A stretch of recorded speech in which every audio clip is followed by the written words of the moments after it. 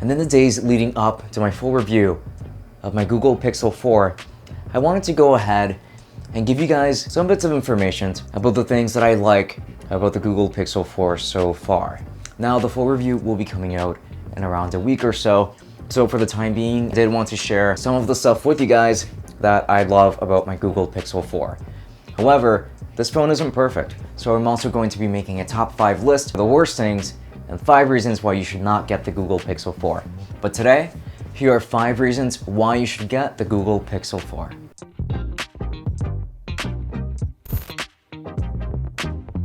This video is sponsored by Fifine, the makers of one of my favorite microphone kits of all time. Sound like a pro on a budget with their T669 kit. And say goodbye to overspending on audio setups moving forward. Affiliate links in the description. Number 1. It's going to be the display. This display is the best one that I have seen on a smartphone so far. And I was able to review the Note 10 Plus and the iPhone 11 Pro. However, when it comes to the Pixel 4, just because it has a 90Hz refresh rate does change things significantly for me. And it does make a huge difference just in navigating through my phone. It's just great. It's a fantastic experience. But it also helps that this is a decent resolution screen. It's only 1080p plus, but even then, it still looks very good. Colors look fantastic, and videos and photos look very sharp on this display. So this is one of the main reasons why you might want to get a Google Pixel 4. And number 2 is going to be the amazing speakers on this device. So far, this is the loudest set of speakers I've been able to test. And I was actually pleasantly surprised. I thought that since Google had changed the placement of the speakers by now having the earpiece be one of the speakers and now having the other speaker around the bottom to have a symmetrical pair of grills, but even one of them being a speaker. It's still a stereo set, but I expected it to be worse than the Google Pixel 2, which is what I was upgrading from, and I was blown out of the water. These speakers get louder, have punchier bass, and they sound clearer and cleaner than any other smartphone speaker that I've been able to test thus far. This is easily one of the best speakers that you will find on any mainstream smartphone at this time. It's great for watching content, listening to music, gaming, all that sort of stuff. And it always tends to overpower most of the room noise because of how loud it is. And I really do like it for that. Number 3 is going to be the squeeze functionality. Yes, I know that is probably kind of a trivial attribute to the Pixel 4. However, I really do appreciate having this feature because it just makes accessing the Google Assistant so much easier than it is on other devices. Here, you don't have to say the magic words to make your assistant pop up, unlike how you have to do it in other devices. Something like the Samsung devices would have a dedicated Bixby button, but the Pixel has something that's even better, where you can adjust how hard you can squeeze your phone, and then it'll trigger the Google Assistant, which now, by the way, is better and faster than ever. So this is by far the easiest and fastest way to do it. You can obviously still do it by voice if you wanted to, but squeezing it is probably my favorite way of doing it just because it's so intuitive. I can just squeeze if I'm in public and I don't have to go through any hoops and bounds just to be able to access it. So that's very good. And number 4 is going to be the set of cameras.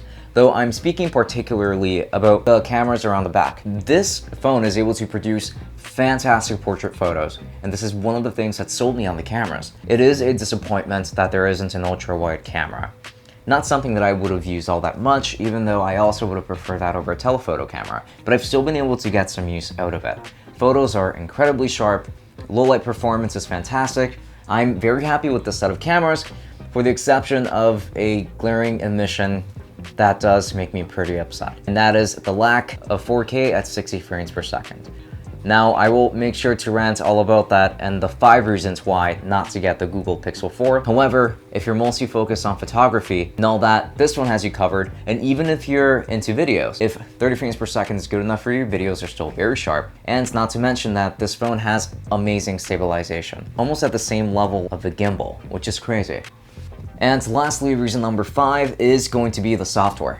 Stock Android is still my favorite piece of software that I've ever had the pleasure of using on any smartphone. And I really do mean that. I have owned an iPhone before, and I did think it was relatively intuitive, but I eventually got tired of the experience since it always looked the same. One thing I really like about Android is that every manufacturer has a different version of Android, different quirks and different things to attract different kinds of people. So there's always variety there. With the Pixel 4, however, I do prefer the fact that this is the cleanest version of Android possible. That is just optimized to work with Google Apps the most, which is my preference at least. The software is very clean and it's very smooth, and because there's hardly any bloatware or any sorts of unnecessary software embedded onto this phone, it's able to run much more smoothly than it otherwise would, like on a Samsung device, for example, where having those background apps or apps that you don't necessarily want just take up unnecessary storage. So there you have it. Those were 5 reasons why you should get the Google Pixel 4. Now, it should be said that I really do love this device, but it's not perfect. So again, I can very easily come up with 5 reasons why you wouldn't want to get this device. So for that, please try to stay tuned. For the time being, if you are interested in getting the Pixel 4, then I will be making sure to leave affiliate links in the description to Amazon. If you use any of these links to make a purchase, then we do get a commission that helps us run things a little more smoothly around here. And also, we recently opened up a Patreon, which for as little as $5 a month, you can join our official Discord, and we would like to speak to you down there and get some feedback. So, links to everything in the description. This has been Francisco from Tech Summit. Thank you for watching, and I'll be seeing you all later. Enjoy.